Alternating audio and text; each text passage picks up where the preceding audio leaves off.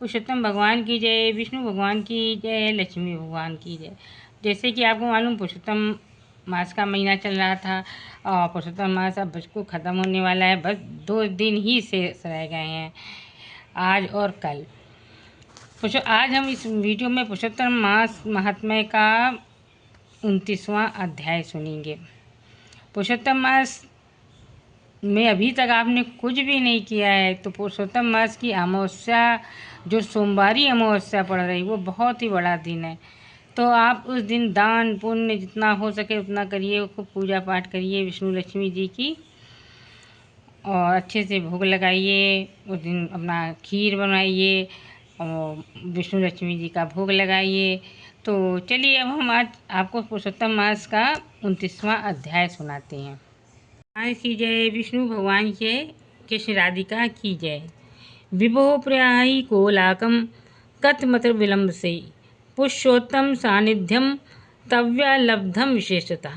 पुण्यशील और सुशील बोले, हे विभो गोलोक को चलिए, यहाँ विलंब किस लिए कर रहे हैं? आपको तो विशेष रूप से पुरुषोत्तम भगवान का सामीप्य प्राप्त हुआ है। कदर ने कहा, मेरे बहुत तरह से कर्म विविध प्रकार से भोगने के योग्य हैं, फिर हमारा उद्धार कैसे हुआ जिससे मुझे गोलोक मिल रहा है? जितना वर्षा की धाराएं हैं, जितने घास फूस हैं, उतने ही मेरे पाप है। मुझे ऐसा सुंदर और मनोहर शरीर कैसे मिला? हे भगवान के दूतों, इसका विशेष कारण क्या है? मुझसे कहिए। श्री नारायण बोले कि कर्द के इन प्रश्नों को सुनकर भगवान के दूतों ने कहा, श्री हरि के दूत बोले, आश्चर्य की बात है कि हे देव, आपने इस पद के पाने के महान साधन को क्यों नहीं जाना? हे प्रभु, सब पापों में उत्तमोत्तम भगवान विष्णु के प्रिय महान पुण्य फल को देने वाला श्री पुरुषोत्तम नाम से विख्यात मास को क्यों नहीं पहचाना? उस पुरुषोत्तम मास में देवताओं से भी न होने वाले तप को आपने किया। हे महाराज, वन में बंदर शरीर से आपने वह तप किया जिससे मुख रोग के कारण अज्ञानता से अनाहार अनशन व्रत हुआ, और आपने बंदर योनि में होने के कारण चंचलता बस पेड़ों के फलों को तोड़ तोड़ कर धरती पर गिराया, जिससे दूसरे लोगों की तृप्ति हुई। अंतःकरण में अत्यधिक क्लेश होने के कारण जल तक नहीं पी सके। इससे पुरुषोत्तम मास में अज्ञानता के कारण आपका भीषण तप हो गया। पाप रहित फलों को तोड़कर गिराने से परोपकार भी हो गया। आपने वन में घूमते फिरते शीत वायु और प्यास को सहन किया और रमणीक श्रेष्ठ महान तीर्थ में 5 दिन गोता लगाया। इस तरह से श्री पुरुषोत्तम मास में आपको स्नान करने का पुण्य हो गया। इस प्रकार आपके अज्ञान से उत्तम तप हो गया, सो ये सब सफल हो गया, और आपने इसका इस समय अनुभव भी कर लिया कि किसी बहाने से भी पुरुषोत्तम मास के सेवन से आपको ये फलदायक हो गया। फिर जो व्यक्ति इस पुरुषोत्तम मास में इसके महात्म्य को जानकर श्रद्धापूर्वक विधि विधान के साथ कर्म करते हैं तो उनके संबंध में क्या कहने की बात है। आपने अपना जैसा अर्थ साधन किया वैसा करने में दूसरा कौन समर्थ है। इस पुरुषोत्तम मास में एक भी उपवास कर लेने से लोग पाप समूह से मुक्त हो जाते हैं। इस मास में के समान पुरुषोत्तम भगवान की ओर को और कुछ भी प्रीतिकारक वस्तु नहीं है। जो पुरुषोत्तम भगवान को व्रत करते हैं वे व्यक्ति धन और कृत है। भारतवर्ष के इस भूखंड में मनुष्य योनि में जन्म लेता है बड़ा दुर्लभ है। फिर जो नर तनु धारण करके पुरुषोत्तम भगवान की आराधना करते हैं वे सदा सौभाग्यशाली, पूर्ण कर्म के करने वाले पवित्र हैं और उनका जन्म सफल है। जिनका समय सर्वोत्तम उत्तम पुरुषोत्तम मास में स्नान दान जप में बीतता है। श्री पुरुषोत्तम मास में दान, पितृकार, विविध प्रकार के तप, ये सब अन्य मासों की अपेक्षा में करोड़ों गुना अधिक फल देते हैं। जो पुरुषोत्तम मास के आने पर स्नान दान नहीं करते उन नास्तिकों को, पापियों को, दुष्टों, धर्म को ओट में शिकार खेलने वाले और मिथ्या आलोचना करने वाले व्यक्तियों के धिक्कार है।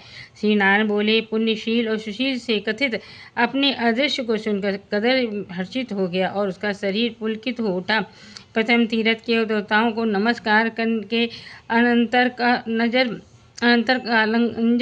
पर्वत को प्रणाम किया। फिर वन देवताओं को और सब छोटे छोटे पेड़ों, लताओं तथा वृक्षों को नमस्कार किया। पश्चात विनय पूर्वक विमान की प्रतिष्ठा कर मेघ के समान सांवले वर्ण का हो सुंदर पीताम्बर पहनकर वह कर्ज विमान पर चढ़ गया।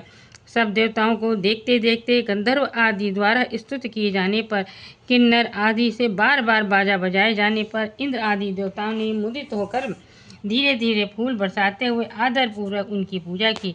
फिर पूर्वक रोगियों को दुर्लभ गोपी गौओं द्वारा शिव रास मंडल से सुशोभित गोलोक को गया। गोलोक में न तो वृद्धावस्था होती है और न मृत्यु होती है, और जहाँ जाकर प्राणी को शोक का भागी नहीं होना पड़ता।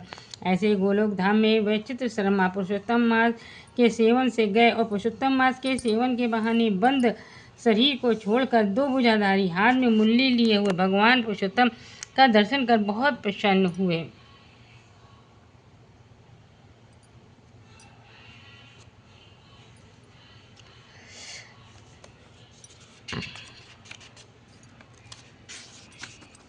श्री नारायण बोले, इस अद्भुत दृश्य को देखकर समस्त देवता चकित हो गए और श्री पुरुषोत्तम की प्रशंसा करते हुए अपने अपने स्थान को चले गए।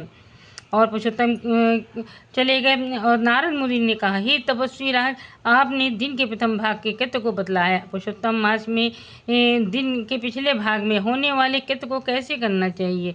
हे वक्ताओं के अग्रगण, ग्रस्तों के उपकार के लिए मुझसे कहिए, क्योंकि आपके सदस्य महामना सदा सबके उपकार के लिए ही घूमते रहते हैं। श्री नारायण ने कहा, प्रातःकाल के कृत्य को विधिपूर्वक समाप्त करने के बाद मध्याह्नकालीन संध्या करके फिर तिर से तर्पण करें। देवता, मनुष्य, पशु पक्षी, सिद्ध, यक्ष, सर्प, दैत्य, प्रेत, पिशाच और नाग, ये सब तो अन्न की आकांक्षा करते हैं। वे सब मुझसे दिए हुए अन्न को ग्रहण करें, फिर पंच महायज्ञ को करें, अनंतर भूत बलि करें, पश्चात श्लोक पढ़ते हुए कौए को कुत्ते को बलि देवें। इस प्रकार कहकर समस्त भूतों को पृथक पृथक फिर बलि देवें। तदंतर विधि पूर्वक आचमन कर प्रसन्न चित्त होकर श्रद्धा के साथ अतिथि के आगमन की प्रतीक्षा में गौ के दूहने के समय तक द्वार को अवलोकन करता रहे। यदि सौभाग्य से अतिथि मिल जाए तो विमल बुद्धि वाले को चाहिए कि पहले मीठी वाणी से सत्कार करे, फिर उनकी देवता के समान पूजा करें और अपनी शक्ति के अनुसार उन्हें भोजन और जल से अत्यंत भक्तिपूर्वक संतुष्ट करें। फिर विधि पूर्वक समस्त व्यंजन के साथ सिद्धांत से अन्न निकालकर भिक्षु और ब्रह्मचारी को भिक्षा देवें, क्योंकि सन्यासी और ब्रह्मचारी ये दोनों सिद्धांत के मालिक हैं। इनको अन्न न देकर भोजन करने वालों को चंद्रायण व्रत करना चाहिए। पहले सन्यासी का हाथ धुलाकर फिर भिक्षान देवे, बाद में फिर जल देवे। ऐसा करने से भिक्षान में पर्वत के तुल्यवश जल समुद्र में के समान कहा गया है। जो मनुष्य आदर सत्कार के साथ सन्यासी को भिक्षा देते हैं, उन्हें गोदान के समान पुण्य होता है। इस बात को भगवान यम ने अपनी स्मृति में कहा है। बाद में मौन होकर पूर्व मुँह बैठकर शुद्ध बड़ी थाली में रख अन्न की प्रशंसा करते हुए भोजन करें। अपने आसन पर अपनी थाली में एक वर्ष से भोजन नहीं करें। स्वयं आसन पर बैठकर स्वस्थ चित्त और प्रसन्न होकर जो अकेले ही अपनी कांसे की थाली में भोजन करते हैं, उनकी आयु, वृद्धि, कीर्ति और शक्ति चारों ओर बढ़ती हैं।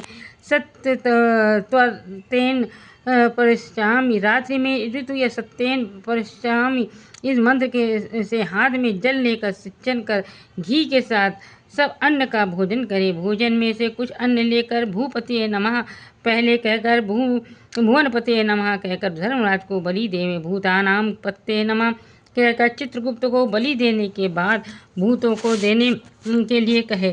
भूख प्यास से व्याकुल होकर जिस किसी जगह में स्थित उन भूतों को तृप्ति के लिए यथा सुख और अच्छे अन्न हुए, उनमें ओम प्राणाय स्वाहा, ओम आपनाय स्वाहा, ओम व्यानाय स्वाहा, ओम उदानाय स्वाहा, समानता स्वाहा कहें। इससे पहले प्रणव ओम का उच्चारण कर अंत में स्वाहा पद जोड़ दें। फिर घी के साथ 5 गिलास पहले निकल जावें, दांतों से न दबावें। फिर तन्मय होकर पहले मधुर पदार्थ को भोजन करें, नमकीन और खट्टे पदार्थ बीच में खाएं। उसके बाद कड़वा और तीता पदार्थ को भोजन करें। मनुष्य को चाहिए कि पहले द्रव पदार्थ को भोजन करें, बीच में कड़े पदार्थ खाएं, अंत में फिर द्रव पदार्थ को भोजन करें। ऐसा करने से बल आरोग्यता बढ़ती। मुनि को 8 गिलास भोजन करना चाहिए, वानप्रस्थ आश्रमी को 16 गिलास, गृहस्थ आश्रमी को 32 बार ग्रास भोजन करना चाहिए। ब्रह्मचर्य अर्थात ब्रह्मचर्य आश्रम वाले को अपरिमित ग्रास भोजन करना चाहिए। ब्राह्मण, क्षत्रिय और वैश्य को शास्त्र के विरुद्ध भोज पदार्थों को नहीं खाना चाहिए। सूखे बासी पदार्थों को भी स्वास्थ्य चिंतकों ने अभोज्य बतलाया है। घी और दूध को छोड़कर सब अन्न खा जाए। भोजन के बाद उस बचे हुए घी दूध की उंगलियों के अग्रभाग में रखकर अंजलि में जल भर ले, उसका आधा जल पी जाए और उंगलियों के अग्रभाग से शेष को पृथ्वी पर देकर ऊपर से अंजलि का शेष आधा जल विद्वान इसी जगह इस मंत्र को पढ़ते हुए सिंचन करें। ऐसा न करने से ब्राह्मण पाप का भागी होता है, बाद में प्रायश्चित करने के से शुद्ध होता है। मंत्र का अर्थ गौरव नरक में पुई के गड्ढे में पद अरबद्ध वर्षों तक निवास करने वाले प्राणियों को जिन्हें इसकी आकांक्षा हो, उनके लिए मेरा दिया हुआ ये जल अक्षय होकर मिलता रहे। मंत्र पढ़कर जल से सिंचन कर दांतों को शुद्ध करें। आचमन कर गीले हाथों से थाली को कुछ खसकाकर उस भोजन स्थल से उठकर बाहर जाकर स्वस्थ चित्त को मिट्टी और जल से मुंह और हाथ को शुद्ध करें। चूल्हा कुल्ला कर शुद्ध हो सुखपूर्वक उठ बैठकर हाथ में पेट का स्पर्श करें। अगस्त, कुंभकर्ण, शनि, बड़वानल और 5वें भीम को भोजन के पाचन में इससे स्मरण करें। जिससे आतापी को मारा, जिसे वातापी को संहार किया, जिसने समुद्र की सोख लिया, वह अगस्त मेरे ऊपर प्रसन्न हो।